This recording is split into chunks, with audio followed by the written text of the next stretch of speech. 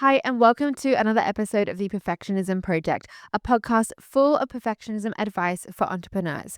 My name is Sam Laura Brown. I help entrepreneurs release their perfectionism handbrake so they can get out of their own way and build a fulfilling and profitable business. I'm the founder of the Perfectionists Getting Sh group coaching program, which is otherwise known as PGSD. And for even more perfectionism advice to help you with your business, you can follow me on Instagram at Perfectionism Project. So I just want to record something that I talked about on a PGSD coaching call a few weeks ago. And the relief I saw in my client's eyes when I told this to her really just made me think in my head at the time, I have to record an episode about this. I have to share this because what I'm going to be sharing in this episode is a little bit different to what a lot of people say about this topic. And just having this perspective be available to you can really help the success of your business and can really help you feel successful as you are in the process of getting your business succeeding. So what that call was about, this was a few weeks ago now, we were talking about the plans for the rest of the year and what do you want to work on, having like a momentum project to support you through to the end of the year, and what would finishing strong look like. Like that could be showing up and getting shit done. That could be just having some really great clean rest. Really depends. A lot of our PGSDs work full-time or part-time jobs, and so will work a lot on their business on the holidays because that's such a great time for them to have concentrated time for their business. Other PGSDs are already full-time in their business, or even if they're not yet making a full-time income, which many PGSDs aren't yet doing that, they have the goal of doing that they might be getting supported financially by either a spouse or savings that they have from a job that they left or things like that, that they are full-time hours in their business, even though they're not making a full-time income. And so those people might be deciding to have the holidays off. All of that aside, what we were looking at on that call was, okay, let's support you to finish the year in a way that you love, that you really can finish this year, 2025, finish this year out feeling successful and being successful and just acknowledging there are so many ways that looks. And so one of the PGSDers, she is someone, it's a lifetime access program. So she is someone who has been in the program for a long time, and she's great at asking for coaching and putting her hand up and saying, this is what I'm thinking. And she's been able to create incredible results because of that. And I know everyone in the program loves listening to her coaching and hearing her on the replays and just getting so much value from the questions she asks. If you're listening to this, you know who you are. So what she asked was, what she said, and she looked so in pain. And she said, like, there's just literally no way for me to finish the year strong. And I asked her why. And she said, because I have realized that I need to get a full-time job and that is something financially that I need to do. And I'm not wanting any coaching on that. I'm not wanting to like be talked out of that. Like that is a decision I'm making to support myself. And I'm really sad about that because, and this is me paraphrasing, I'm really sad about that because I just really wanted to be all in on my business. And me getting a full-time job is just me not doing that.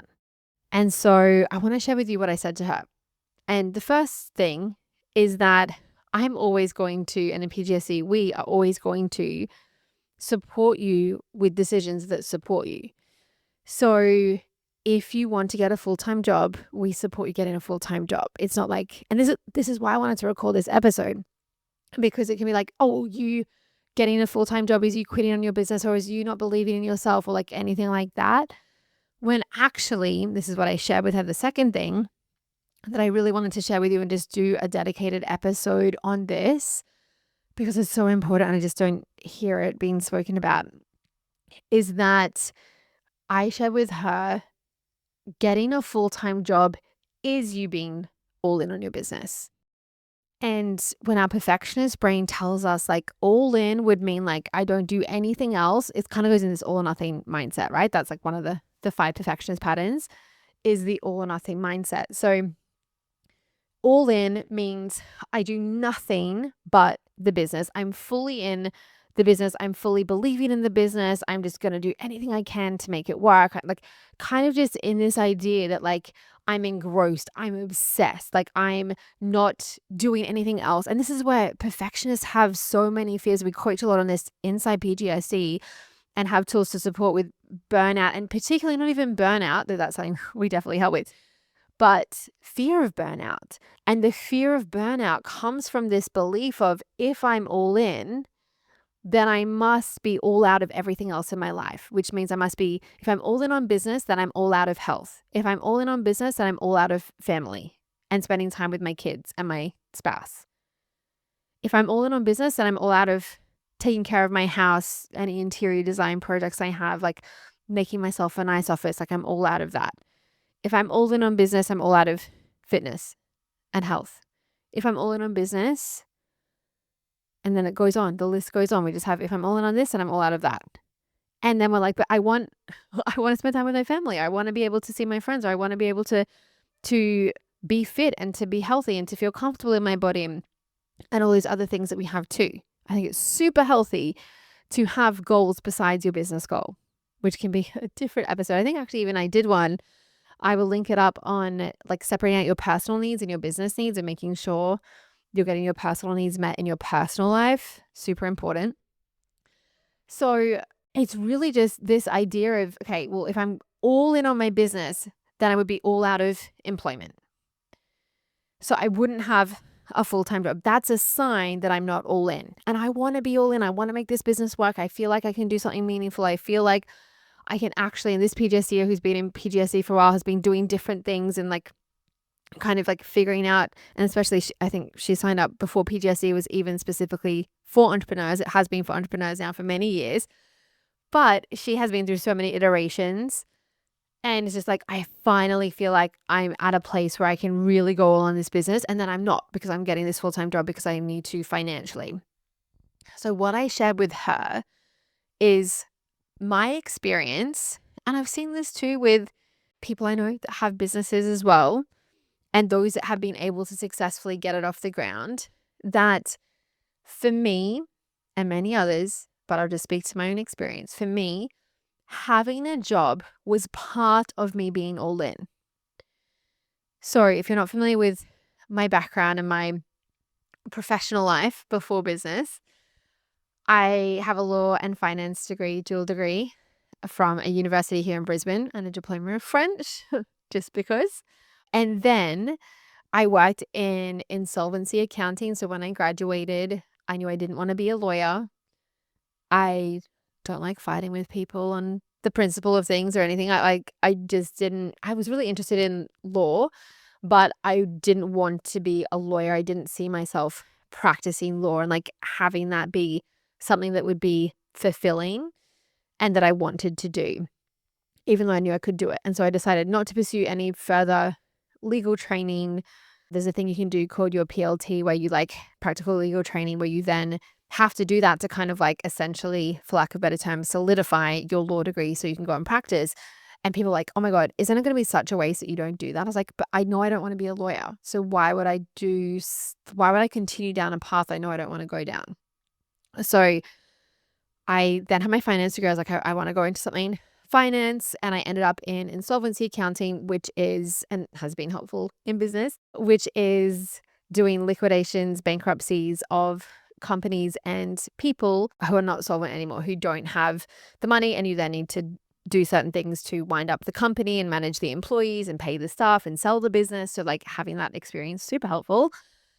But for me, when I was in that transition, so I started my business as a blog called Smart 20s when I was 22 in 2013.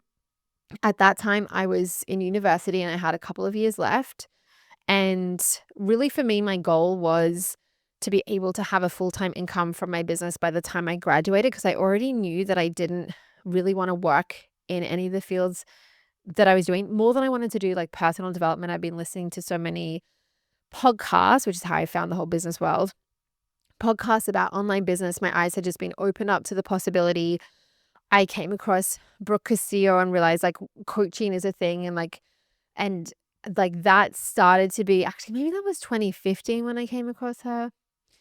All the timeline's fuzzy, but I really like through that period was like, okay, I could actually have a career that isn't law and isn't finance, but I also don't have the confidence to leave university and like try and do that because I'm at the point I'm still too scared to tell anyone in my real life about my business. So I'm probably not at the point where I feel like I can make a full-time income from it because I didn't yet even have anything to sell or for sale because of the perfectionism that was coming up for me when it came to sales.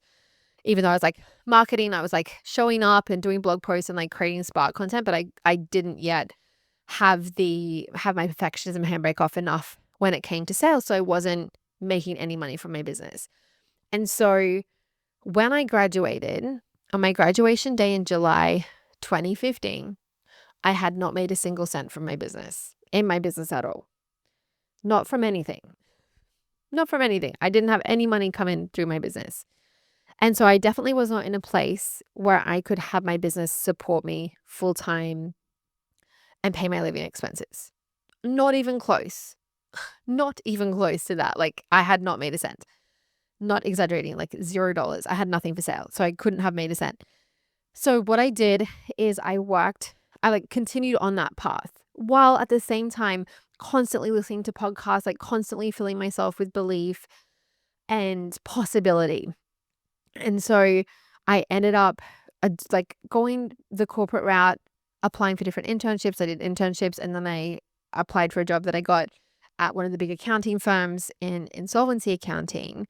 And that job was so important for me to start being all in on my business because that job was paying me a full-time income. And even though it wasn't that much, it was about $50,000 a year.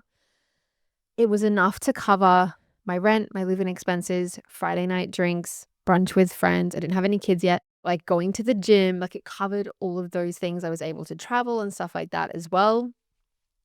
So that meant I didn't have any financial pressure on my business because I was not at a place where I could handle financial pressure on my business. I was at a place where I was so scared to even sell when there was no pressure, let alone when there was pressure. And it's really powerful. Like this is one of the things as a coach, I'm thinking about every client that I coach on where they're at in terms of safety and discomfort. So we want to feel safe. A really important part that we do in PGSD is creating safety for you to feel safe to show up, to take action. Like that's a really important piece of how we help you to take action, is to create that safety emotionally for you to do it, for you to feel safe to try. And what we want to do is have you feel safe and uncomfortable. That's kind of the sweet spot, safe and uncomfortable. When we feel unsafe as perfectionists, our perfectionism handbrake comes on. That's like us trying to take control, us trying to slow things down. The handbrake comes on. For me personally, like that looks like freezing a lot of the time, like kind of like a functional freeze. I'll be doing a lot of comfort work, but I won't be doing the needle movers. That perfectionism handbrake comes on, or like the procrastinating, procrastinating research, like that kind of thing. And that if I'm not feeling safe, if a perfectionist isn't feeling safe, we bring that handbrake on, which makes it so hard to make money. Because when that handbrake is on, and this is what I've been doing, so I'm not going to be doing one-on-one coaching, like having new people sign up for one-on-one coaching in 2026.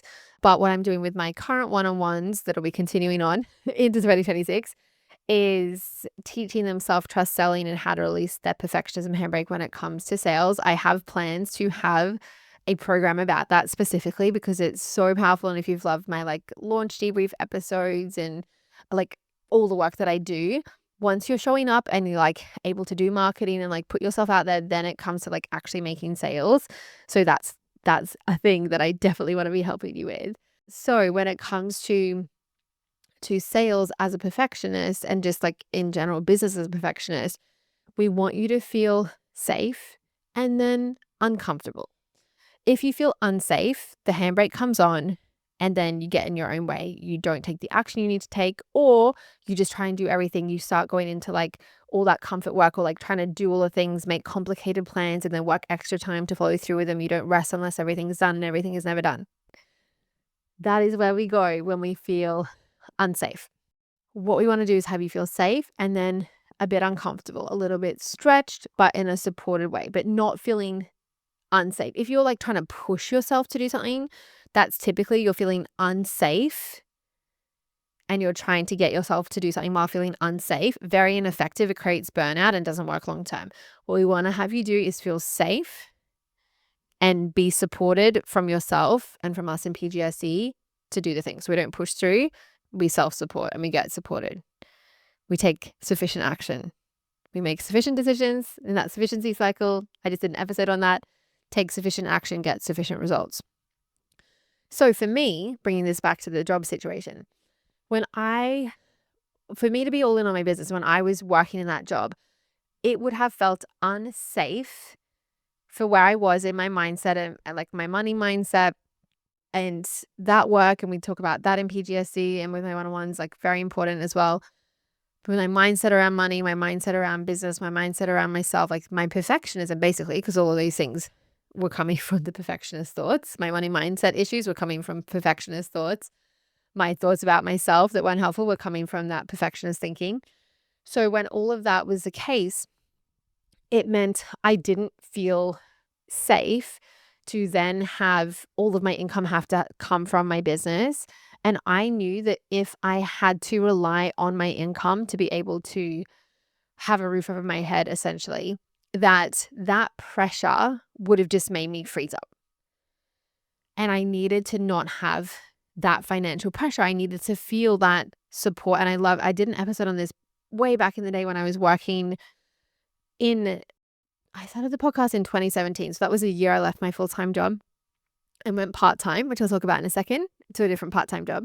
But I did a lot of episodes like going through those different periods as well. And I began thinking of my business as an angel investor, that it was investing in me so that I could invest in the business. And that's why in 2016, I invested in my first coach. I put it on my credit card. Best decision to actually like not just wait for money to be there, but to actually invest. And it was a little bit uncomfortable, but I felt safe. I knew I had an income coming in. I knew I wasn't going to be out on the streets. Like it was uncomfortable, but it was still safe. Yes, there was money mindset work to do around credit cards, but like it was a safe thing to do that felt a little bit uncomfortable. And that really started to, like, having that support of the coach really started to allow me to feel safe, to take the action and to put myself out there and to start making sales and do all the different things that really was so helpful. So there then came a time where I felt ready to leave that job. I wanted to have more time for my business, but I still didn't feel safe enough to have my personal finances come from the business. I still felt like if I leave my full-time job and I have to go full-time in my business straight away, which is how I'd been thinking. So I just want to share this as well.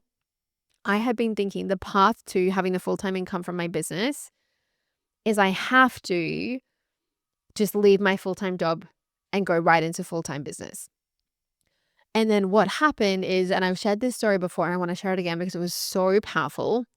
I started priming my brain to see possibility. And the way that I did this was I started writing down a sentence, an affirmation that was, I will celebrate the last day at my full-time job on the 30th of June, 2017 or sooner. I'd read about that in a Tim Ferriss book that I think it's the author of the Dilbert comics. I'm not a reader of those comics, but he mentioned like that was what he did to prime his brain to see opportunity. And I was like, I'm going to try that. So I did. And for about 3 weeks, felt crazy. Like, there's no way I'm leaving this job because I've made like $3,000 in total from my business at that point. I'd launched a course and I had people sign up for that. That was such a massive win. But like, there was no ongoing, consistent income coming in from that. And I was like, there's just no way. And then once I started priming my brain for that, I was then reading a book called You a Badass by Jen Sincero. And there was a sentence in that about how an actor can work at a restaurant. I was like, oh my God, I could just go and work in the part-time job I had as a university student. I could go and do that now. Like I'd be leaving the corporate path. I mean, you can go back to it. It's not an all or nothing thing, but I'm going to be going down a different path, essentially like leaving my law and my accounting / finance behind and going into this job where I didn't need to have any degrees, and I worked this job as a uni student, but the hours were like 3:30 p.m. to 7:30 p.m. in the afternoon. So that means I get a full day of work, which is when I work best, from like morning to mid-afternoon. And then I go to my job, and that pays all the bills. And the hourly rate for that job, even though it didn't require my degrees, it paid quite a bit more per hour. So it meant overall, I only made a couple of $100 less per week. So pretty ideal. And like my brain was primed to see that. And so then I took action to do that and ended up getting that job and making that transition. But I just knew, for me to still be all in on figuring out the business, I can't yet have it support me financially. I need to be able to feel safe to make longer term decisions and to have room for trial and error. And I still want to have money to invest in coaching. Like, I signed up for a coach and had just seen the power of that. I wanted to keep learning, and I wanted to do it not just through free podcasts and things like that. I mean, I obviously believe in the value of a free podcast. That's exactly what I'm doing right now. But I had just seen the value of when I invested in a mentor and a framework and support with that, how valuable that was, how much my life and my business changed. And I wanted to be able to keep having money to invest in that. I wanted money to be able to pay for my bills and to be able to still have the same lifestyle that I had. And I didn't want to have to make short-term decisions in the business that I didn't like. I wanted to be able to, and still do, this has been the philosophy, I want to be able to build my business in a way that's in alignment with my values. It's really important to me that my business isn't successful just in terms of like numbers, revenue, profit, number of people helped, number of employees, or any of that. The most important thing to me in my business for it to feel successful is that I feel like me, like that my business, I get to be me. I don't have to be someone better, someone different. And I love learning and I love growing and I love evolving, but from a place of sufficiency, like in a sufficiency cycle. And so I really, when it came to being able to be all in on the business, I really wanted to make sure I preserve the ability to make decisions in alignment with my values and to make decisions that felt like me. So, okay, I'm going to try and figure out how to now do one-on-one coaching, which is how I started as a coach, and sell that out from the podcast, because I don't want to do sales calls. That feels scary to me at the time. Now, piece of cake, love doing a sales call, love sharing with people how I can help them. But at the time, very different mindset around it, a lot of perfectionism going on. And so I needed time, I needed space, I needed to not have any pressure. And so having the full-time job, and when I was a student as well, I was working a job basically full-time hours. So I had always a job to support me ever since I started. And so it was in 2019, and I was so desperate to leave my full-time job and then my part-time job. I was in such a rush because of this kind of thought of like, well, if I'm really serious or if I'm really successful, then of course I wouldn't be working a job as well. And this job is a sign that I'm not successful, is how I was thinking. Instead of, when I was able to ground myself, to get out of the rush of actually, like, there are so many benefits to having this job. There's so, like, it's giving me connection to people. Like, every job I've been in, I always have people that I'm friends with, like I become friends with from there. And like, we like see each other on weekends and things like that. Like, I was getting so many connection needs met from going to an in-person job and having colleagues that I love chatting to and like hearing about what they're up to and helping people, like in the job that I was in as a receptionist. And then being able to have like the commute as well, where I could listen to things, and just like, there was so many benefits to having that job, getting paid a great hourly rate. I think it was like I want to say $35 or $40 an hour, whereas my accounting job was like equivalent of $30 an hour. So I was like, I'm getting paid super well. And I now have this time and space to work on my business and to not have pressure. So that allowed me to feel safe, which then meant it was like I could tolerate feeling uncomfortable. If we feel unsafe, it's very intolerable to feel uncomfortable and unsafe. So that's why creating safety is such a key part of what we do in PGSD. And any time that I'm coaching you in PGSD, I'm always assessing like how you are feeling. We'll ask you questions too about it, but how are you feeling when it comes to like, are you feeling panicked? Are you feeling rushed? Like they're signs that you're feeling unsafe. Or are you feeling grounded but uncomfortable? And like just kind of being able to assess, okay, are you needing coaching that supports you to safety? Or are you feeling safe and needing coaching that supports you to get into discomfort? So that's just so you know, for context for my PGSDers and one-on-ones, like that's what one of the things I'm unconsciously thinking about as I'm coaching you. If you're not safe, we coach you into safety, emotional safety. And if you're then safe, we can support you into discomfort and allowing yourself to do the things you need to do. Really important. You can't skip the safety bit. If you have been spinning, if you have been getting your own way, if you've been flipping and flopping with your decisions, you are feeling unsafe.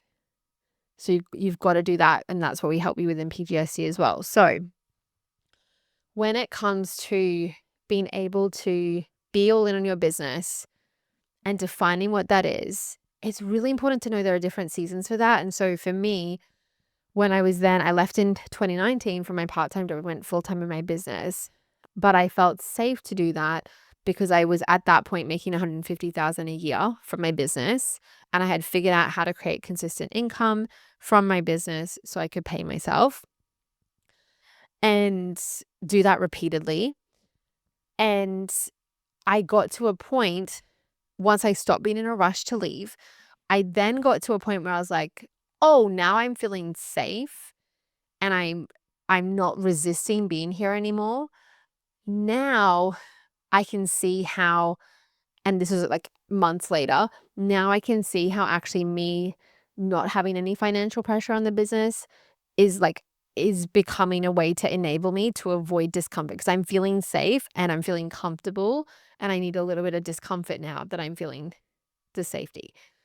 So then that was when I really started. And again, I was working with a coach and always investing in myself and my business and getting that support and having someone be able to guide me along and to see the thought errors and to be holding my hand, be there to help me with the fears and the doubts that came up, give me a process to follow, like all of that. So helpful, which is why PGSD, that's what we give you. And plus you get to see other people getting coached and all of that, which is so amazing. So having that, then I was like, okay, this now kind of feels like a security blanket and I'm ready to feel a bit uncomfortable.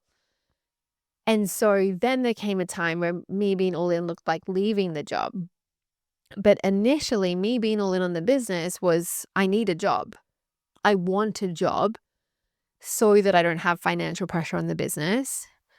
And then that helped me grow the business and feel more and more safe to show up and take action and try stuff, to make sufficient decisions, take sufficient action, create sufficient results, that I then got to a different season. I'm saying seasons because our perfectionist brains are like, oh, there's only just one season, which should always just be success. In PGSD, we've been talking a lot lately about like the different seasons in terms of like winter, and I'm trying to think of them, winter, spring, summer, autumn, or fall, and how like in nature, nothing is just like stagnant. That's how it always is. There's the cycles of nature, and like with our vegetable garden that we have, that we had like recently, it's summer here in Brisbane. A couple of months ago now, we pulled up everything in the garden and put the seeds in the ground for the summer crop.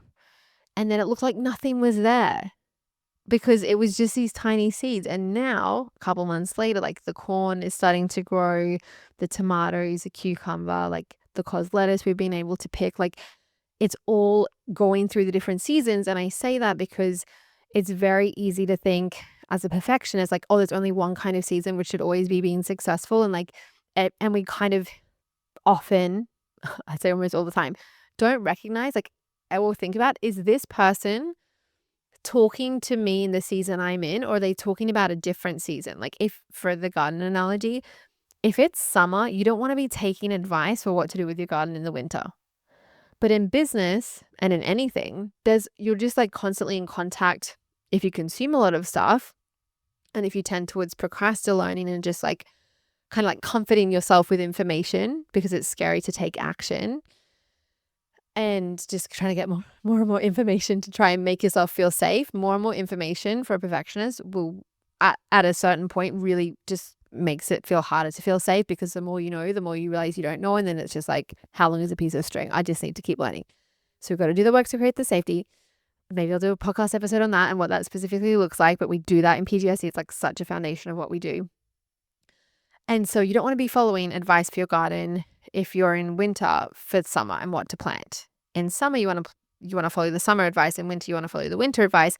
The same in business. If you're in a season where having a job supports you to feel safe and helps to not have pressure on your business so that you can then feel safe to make those sufficient decisions and take sufficient action and create sufficient results, we want to do that. But there's a certain like other times where actually the thing to do is to not be in the job anymore, because it's a different season. You're now in summer instead of winter, or whatever you want to call it, just to continue with the analogy.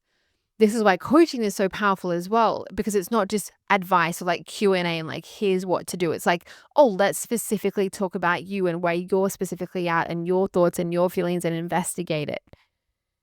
It's not a generic, like, this is like, here's the answer for everyone. It's like, okay, let's connect with what's going on for you. And when you listen in PGSD to everyone else getting coached, you get to hear all the nuance of like all the concepts I share here on the podcast.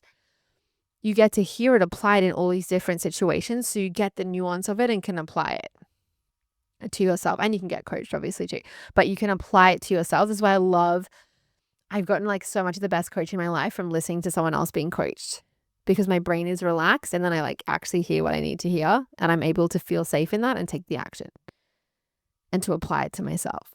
So it's why it's such a key part of PGSD. So I just wanted to share what I shared with that PGSDer with you, that having a job, be it full-time, be it part-time, can be part of you being all in on your business. You don't have to burn the boats and like cut yourself off from all the support and to prove that you're all in, or to prove that you're going to be successful, or to prove that you're really committed.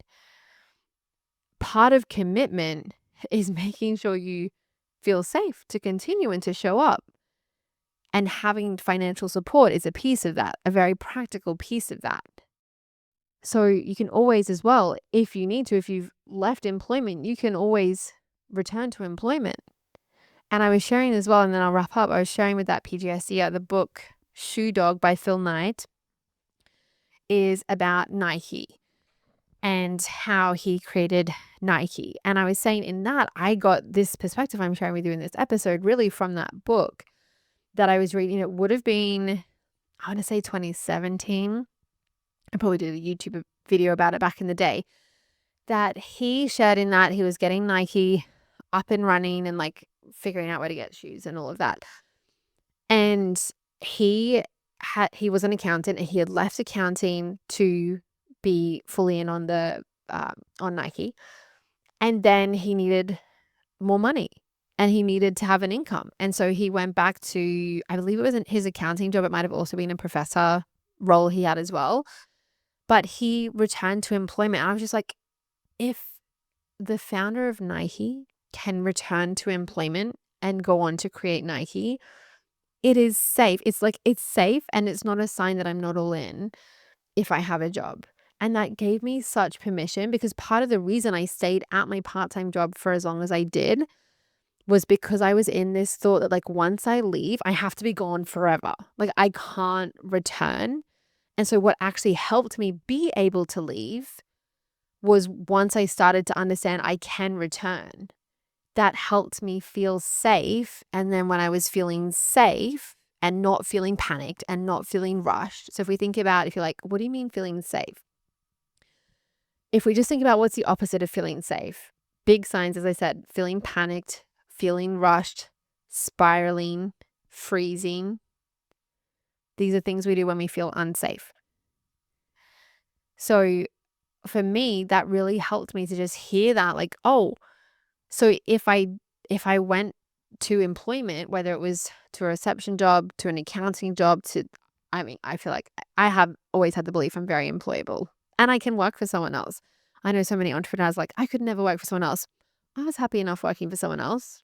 There's a lot of it that I really liked, but I love coaching and I love business and figuring that out.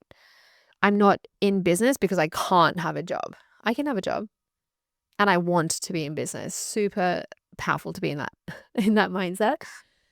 And so just having that as an option of like, oh, I could actually return to a job, get a job if I ever needed to. And also there's so many ways to make money online besides through my own business. Like I could be a freelancer, I could get jobs on Upwork. Like there's just so many things, so many other skills I have to sell besides my coaching that I could sell. And just really being able to be like, oh, if he could return, if he could go back and that was fine, well, then it could be fine for me. Like that just created like, oh, actually for him, part of being all in on Nike was making sure his personal financial needs were met. And if that wasn't going to be able to happen through Nike, then he needed to have that through elsewhere. And so he just made sure his personal needs were taken care of. It's not this like big moral judgment kind of thing. It's just like, okay, if I'm all in, that doesn't mean I'm all out of everything else. If I'm all in on the business, and you can think about like anything else, say for example, like I'm all in on being a mom and having kids and my 4 kids. That doesn't mean I'm with them every second of the day. It doesn't mean I neglect everything else. It means I'm committed to that and I can be committed to other things as well. It's not this like I have to be all out on something else to be all in on that.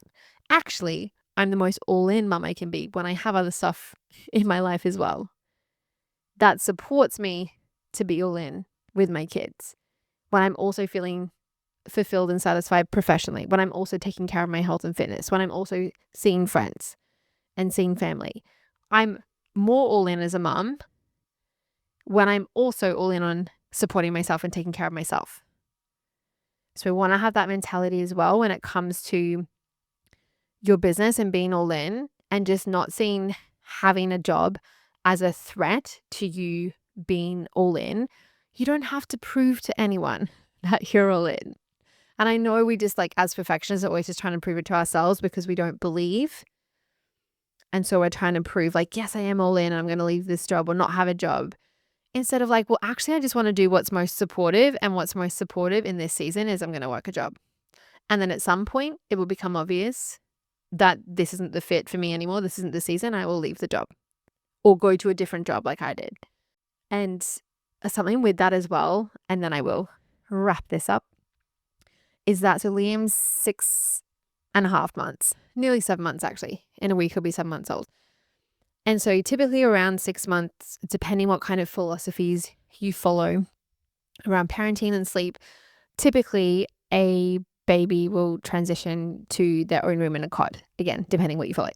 And so that's what we've done for our other kids, and that was the plan. And I feel like previously in past times, I've been like, hey, what's the best age to do it? And trying to think about like what's the right decision. I talked about this in the most recent episode of like trying to make the right decision, the optimal decision, the perfect decision, and instead just making a sufficient decision. And I just want to share this because it was so powerful and such a shift. Like I can compare it to how I was before, that this time around, I was just like, I didn't think about it at all. And I was just like, one day it will just be obvious that today's the day we move him to the cot.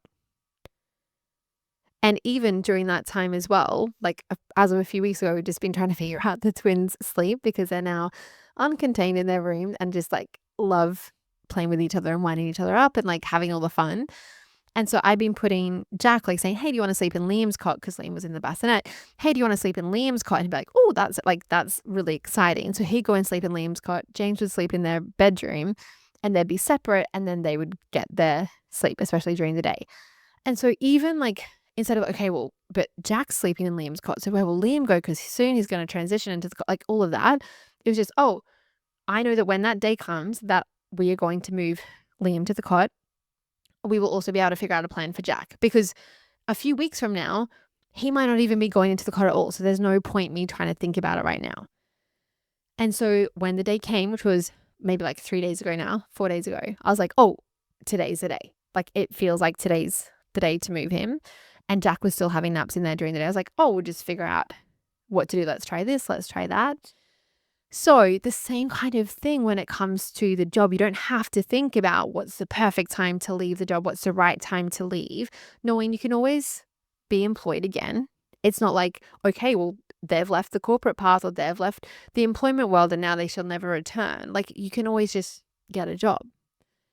And that's been such a supportive belief for me. I believe I can just get a job. Doesn't mean I won't have to work hard for it or apply or anything, but like I believe in my ability to get a job and my employability.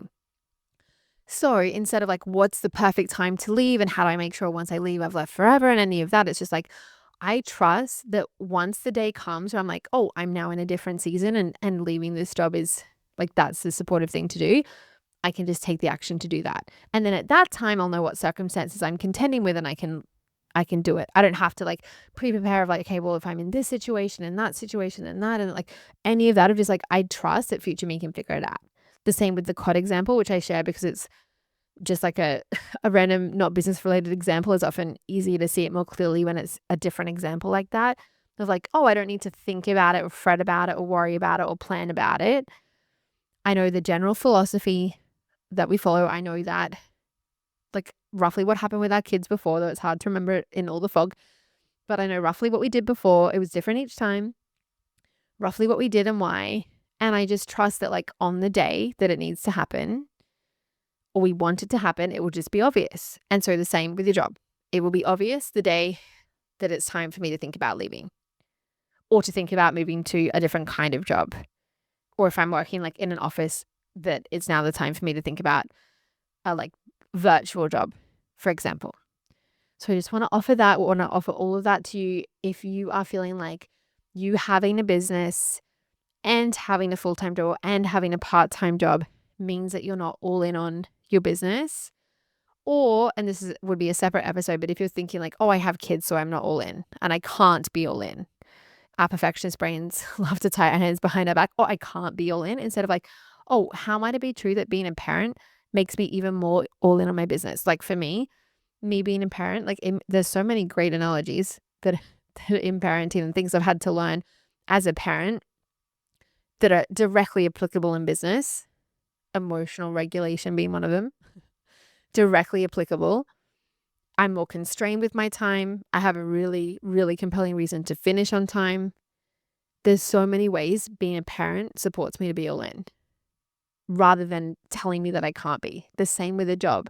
I had to find how it was true, how having a job supported me to be all in, which allowed me to be more relaxed, make those sufficient decisions, take sufficient action, create sufficient results. When I was tense, when I was trying to get it right, when I was in a rush to leave, because me being there was a sign that I was failing at business, I then was trying to make the right strategic decisions in my business. From that, I then took insufficient action because of the spinning, the overwhelm, the doubt, the toing and froing, and then I created insufficient results. So it wasn't like I just was like, okay, I'm gonna feel okay being here and figure that out. And like I realized I had to figure that out because maybe in a rush to leave was only making me stay longer. So with that said, I hope that's been helpful. If you have a full-time job, a part-time job, or you're parenting, or both, or anything else, that is part of you being all in. It's not something that's stopping you from being all in. I want to also invite you into PGSD. So our next open enrollment is in January 2026. So let me flick to my notebook so I get the date right. The date is that we will open enrollment is the 30th of January, 2026 to the 6th of Feb. So for 1 week only, we will be open for enrollment. So you can go to samlarabrown.com/PGSD to find out more about the program. Sign up for the waitlist. I'm going to be sharing things with you via that waitlist. that is going to be really helpful for you getting out of your own way in your business and doing all the things that we talk about on the podcast. If you listen to all my episodes in full, if you resonate with what I'm sharing, if you feel like I'm inside your head, those are all such incredible signs that PGSD is going to be the best money you ever spent on yourself and your business. So I want to invite you to join the waitlist and get ready to get yourself inside. If you have any questions about it, support@samlaround.com is where you go to answer those questions, and we'll get right back to you with an answer. But I hope this episode has been super helpful, super supportive, and I will talk to you in the next one.